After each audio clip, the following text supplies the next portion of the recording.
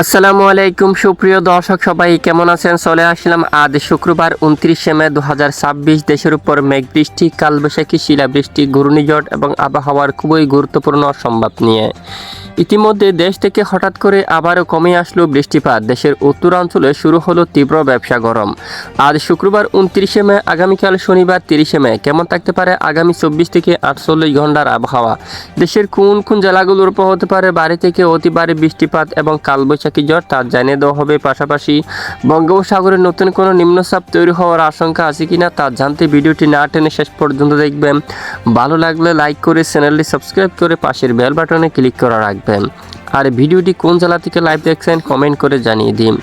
ইতিমধ্যে সরাসরি আবহাওয়ার পূর্বাভাস মডেলে দেখা যাচ্ছে সকাল থেকে দেশের বেশিরভাগ জেলায় আকাশ একদম ক্লিয়ার পরিষ্কার অবস্থা রয়েছে। কিছু কিছু এলাকায় বিক্ষিপ্ত বজ্রসহ বৃষ্টিপাত হচ্ছে, তবে দেশের বেশিরভাগ এলাকায় আকাশ প্রায় পরিষ্কার রয়েছে। আজ শুক্রবার 29শে মে পশ্চিমবঙ্গের কয়েকটি এলাকায় বজ্র বিদ্যুৎ সহ বৃষ্টিপাত হতে পারে। এদিকে শিউড়ি অঞ্চল, আসানসোল, দুর্গাপুর, তারপর এখানে জামতাড়া এই এলাকাগুলোর উপর এবং এখানে জোরমন্ডি, দেওঘর এই এলাকাগুলোর উপর বিক্ষিপ্ত আকারে বজ্রসহ বৃষ্টিপাত হওয়ার সম্ভাবনা থাকবে। পাশাপাশি বাংলাদেশের রাজশাহী বিভাগের কিছু কিছু এলাকায় সন্ধ্যা থেকে রাতের মধ্যে বৃষ্টিপাত হতে পারে। যশোর, নড়াইল এই অঞ্চলে, খুলনা, সাতক্ষীরা অঞ্চলে, ঝিনাইদহ, চুয়াডাঙ্গা এখানে দেখুন, তারপর জীবননগর, কোটচাঁদপুর এই এলাকায়, মাগুরা, মধুখালী, বোয়ালমারী, তারপর এখানে নগরখান্দা, ফরিদপুর, এখানে দেহার, মানিকগঞ্জ এখানে কয়েকটি অঞ্চলে বিক্ষিপ্ত বজ্রসহ বৃষ্টিপাত হতে পারে। পাশাপাশি পশ্চিমবঙ্গের উপরও তীব্র বজ্রসহ বৃষ্টিপাত হতে পারে। এদিকে মাদারীপুর আশেপাশে অঞ্চলে, তারপর এখানে রাইজোর অঞ্চল, তারপর গোপালগঞ্জ, কালিয়া, লোহাগড়া এই এলাকায়, শিবচর, তারপর নগরকান্দা এবং শ্রীনগর, তারপর নারায়ণগঞ্জ এখানে ঢাকা বিভাগেরও কিছু কিছু এলাকায় বিক্ষিপ্ত আকার নিয়ে বজ্রবিদ্যুৎ সহ বৃষ্টিপাত হওয়ার সম্ভাবনা থাকবে। এরপরে শনিবার 30শে মে সারা দেশের বেশ কিছু এলাকায় আকাশ পরিষ্কার থাকতে পারে। আগামী রবিবার 31শে মে দেশের দক্ষিণ পূর্ব পাহাড়ি অঞ্চল দিয়ে ধেয়ে আসছে প্রচণ্ড বেগে বজ্রবিদ্যুৎ সহ বৃষ্টিপাত। এর মধ্যে তানসি এলাকা, চকরিয়া এবং আলীকদম এই অঞ্চলে, রোমা এখানে বান্দরবন, বিলাইচড়ি অঞ্চলে, তারপর এখানে ঝুরাইচড়ি, রাঙ্গামাটি, রাঙ্গুনিয়া এই অঞ্চলে, কাপ্তাই, লঙ্গদু, তারপর এখানে সিজক এই এলাকায়, দিঘিনালা সহ, তারপর মানিকগঞ্জ এবং এদিকে রামগড়া, ফেনী এই অঞ্চলে বজ্রবিদ্যুৎ সহ হালকা থেকে মাঝারি ধরনের বৃষ্টিপাত হওয়ার সম্ভাবনা দেখা যাচ্ছে। এরপরে রাতের দিকেও, সন্ধ্যা রাতের দিকেও ঠিক একদম দক্ষিণ পূর্ব পাহাড়ি এলাকাগুলোর উপর বজ্রসহ বৃষ্টিপাত হতে পারে। মূলত আগামী কয়েকদিন দেশের উপর তুলনামূলক বৃষ্টির মাত্রা অনেকটাই কম রয়েছে।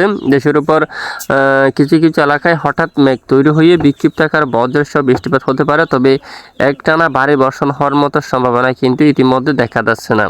এরপরে যদি আমরা দেখি আগামী প্রায় 4-5 তারিখ পর্যন্ত আবহাওয়ার আপডেটে দেশের উপর তুলনামূলক বৃষ্টির মাত্রা খুবই কম রয়েছে। আর ইতিমধ্যে সর্বোচ্চ তাপমাত্রা কেমন থাকার সম্ভাবনা রয়েছে আসুন এক নজরে দেখে নেওয়া যাক। আজ শুক্রবার 29শে মে দুপুর নাগাদ এখানে টাঙ্গাইল, এখানে বগুড়া বেশ কিছু এলাকায় প্রায় 32 ডিগ্রি সেলসিয়াসের তাপমাত্রা থাকবে। ঢাকায় 32, চাঁদপুরে 33 এরকম। তারপর দেশের দক্ষিণাঞ্চল হাতিয়া দ্বীপ এই এলাকায়, তারপর দশমিনা এদিকে দেখুন কলাবেড়া চর এখানে প্রায় 32 ডিগ্রি সেলসিয়াসের তাপমাত্রা থাকবে। চট্টগ্রাম বিভাগে রাঙ্গামাটি, কাপ্তাই, খাগড়াছড়ি এই অঞ্চলে প্রায় 34 ডিগ্রি সেলসিয়াস পর্যন্ত তাপমাত্রা থাকবে। এছাড়া এদিকে বিশেষ করে থানচি এলাকা, চকরিয়া, মহেশখালী, কক্সবাজার এই সকল জায়গাগুলোর উপর 31 ডিগ্রি সেলসিয়াস তাপমাত্রা থাকার সম্ভাবনা রয়েছে।